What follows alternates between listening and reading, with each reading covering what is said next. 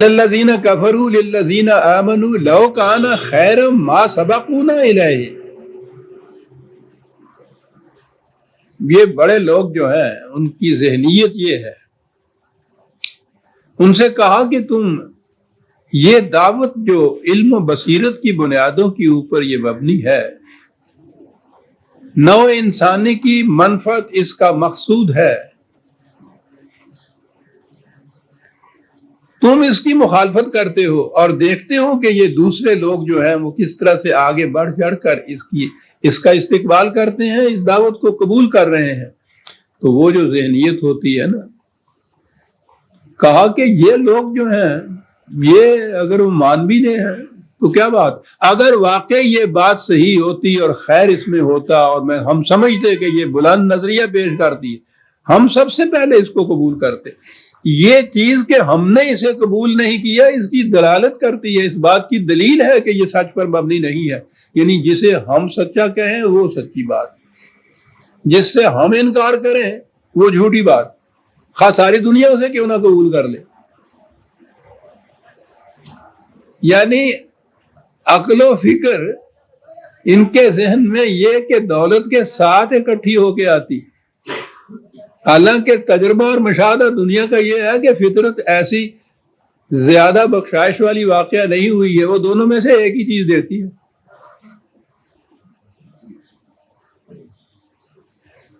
دلیل یہ ہے کہ اگر واقعی یہ ایسی سچی بات ہوتی تو یہ لوگ اسے کیوں قبول کرتے؟ ہم سب سے پہلے قبول کرتے. ہم نے چونکہ اسے قبول نہیں کیا ہے اس لیے یہ سچی ہو ہی نہیں سکتی.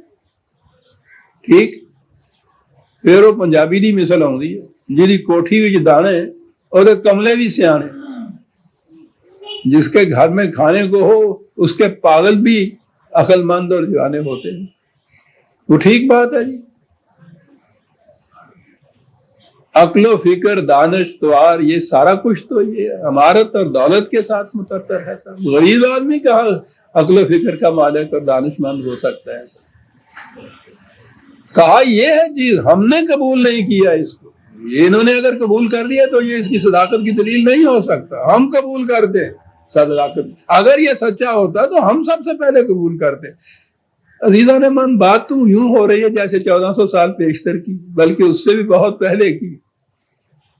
اطلاق اس کا آپ دیکھیے کہ احمد تک کے لیے ہوتا چلا جا رہا. وہ انسانی ذہنیت کی بات کر رہا ہے، کسی خاص قوم کی بات نہیں کر رہا. وَإِذْ لَمْ يَهْتَدُوا بِهِ فَسَيَقُولُونَ هَذَا إِفْكٌ قَدِيمٌ. تو چونکہ خود نہیں قبول کیا ہے اس واسطے وہ اس کے متعلق کہتے ہیں کہ یہ کوئی سچائی نہیں ہے، وہی ایک جھوٹی باتیں افسانے ہیں جو پہلے سے چلے آ رہے ہیں، وہی یہ پیش کر رہا ہے. وہ تو یہ کہہ رہے ہیں اس کے متعلق. اور قرآن کیا کہہ رہا ہے؟ قرآن کی دعوت کی ایک عجیب خصوصیت ہے عزیزان مان. دنیا کے کسی مذہب کو آپ لیجئے، وہ اپنے مذہب کے باہر نہ کہیں کسی دوسرے اہل مذہب کو سچا سمجھتے ہیں، نہ ان کے بانی کو وہ خدا کا رسول سمجھتے ہیں، نہ ان کی کتاب کے متعلق یہ کہتے ہیں کہ واقعہ خدا کی طرف سے ہوگی. کسی مذہب کو آپ لیجئے دنیا کے، وہ اپنے مذہب کے اندر محدود قرار دیں گے وحی اور رسالت کو، اس کے باہر کسی کو تسلیم ہی نہیں کریں گے. یہ ہندو مت، وہ تو بہرحال بھارت کے باہر کسی کو انسانی تسلیم نہیں کرتے تھے، راکشس کہتے تھے سب کو، کہ جائے کہ وہ باقی مذاہب والوں کے انبیاء کو رسول یا نبی تسلیم کریں. وہ تو اپنے ہاں کے جو انسان ہیں چوتھے درجے کے اوپر شودر، انہیں انسان تسلیم نہیں کرتے تھے. بدھ مت، جین مت، ٹاؤزم چائنا کا، ادھر آ جائیے سیمیٹک ریس کے اندر.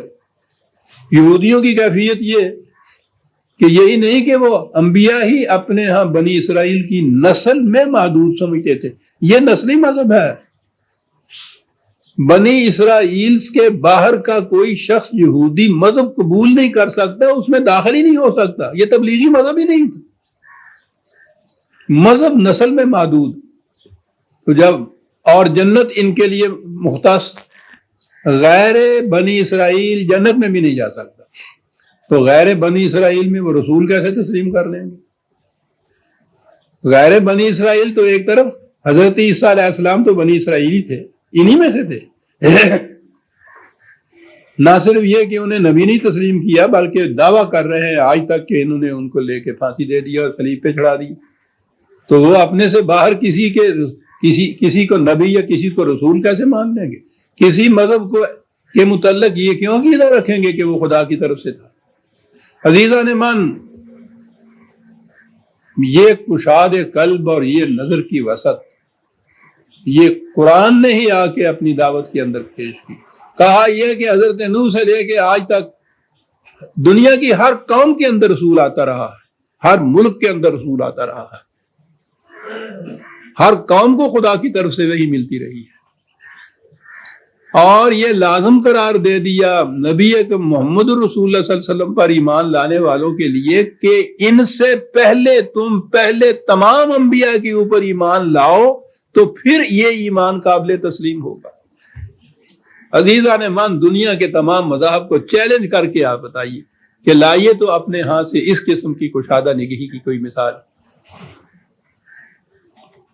کہا کہ بعض کا تو ہم نے نام لے دیا ہے اس میں، اور باقی وہ ہیں کہ جن کا نام نہیں ہم نے لیا، لیکن ہم نے نام لیا ہو یا نہ نام لیا ہو، یہ تمہیں ماننا ہوگا کہ دنیا کی ہر قوم میں رسول آئے، دنیا کے ہر ملک میں رسول آئے، اور اس طرح سے ان پہ ایمان لانا ہے کہ لا نفرق بین احد من رسلہ، رسول ہونے کی حیثیت سے ہم ان میں کوئی فرق ہی نہیں کرتے۔ محمد رسول اللہ صلی اللہ علیہ وسلم، اور خواہ وہ ہندو مت بھی اپنے آپ میں کسی کو اگر اپنا کوئی، وہ تو آپ مذہب کا صرف بانی مانتے ہیں نا، ان کے یہاں تصور ہی نہیں ہے نبی یا رسالت کا، یا اوتار مانتے ہیں، لیکن کوئی بھی ہو، لا نفرق بین احد من رسلہ، ہم تفریق نہیں کرتے رسالت کی حیثیت سے ان میں سے کسی میں بھی۔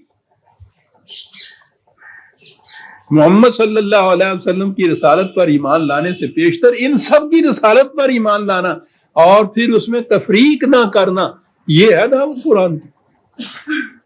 ہے دنیا کا کوئی مذہب جو اس دعوت کی اس کشادہ نگہی کو اس طرح سے پیش کرے؟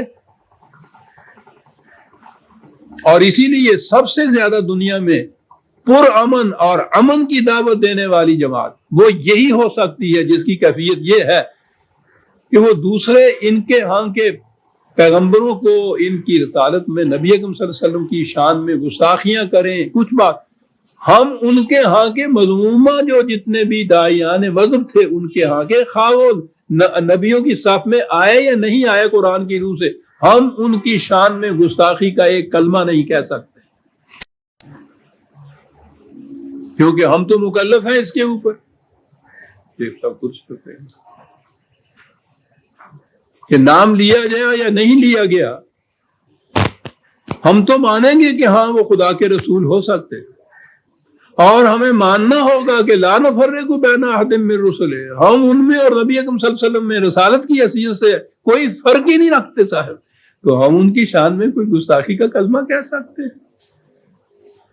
مسلمان تو خدا کی ان احکام کی روح سے مجبور ہے کہ ان کی تعظیم کرے، خواہ وہ کتنی دریدہ دہنی سے کام کیوں نہ لیں، ہم ایک لفظ بھی گستاخی کا ان کے پیغمبروں کی یا ان کے بزرگوں کی شان میں نہیں کہہ سکتے۔ اور اسی اعتبار سے اگلی کتاب وَمِن قَبْلِهِ کتاب موسیٰ امامًا وَرَحْمَةً، قرآن سے پیشتر جس طرح سے کہ حضرت موسیٰ علیہ السلام کے متعلق کہا کہ خدا کا سچا رسول بڑی دعوت عظیم لے کے آیا، اسی طرح سے کہا کہ اس سے پیشتر کتابیں بھی خدا کی طرف سے آئی، اور اس سے پہلے وہی تمہاری کتاب جسے تم کہتے ہو تورات اپنی کتاب کہتے ہو، ہم شہادت دیتے ہیں کہ اپنے وقت میں وہ بھی اپنے وقت کی امامت کرتی تھی اور خدا کی رحمت اس کے اندر تھی۔ یہ قرآن کریم نے انبیاء کرام کو، پھر ان کی کتابوں کو اور ان کتابوں کی حامل امتوں کو بھی امام کہہ کے پکارا ہے۔ قرآن کے جیسا میں نے عرض کیا الفاظ کے انتخاب میں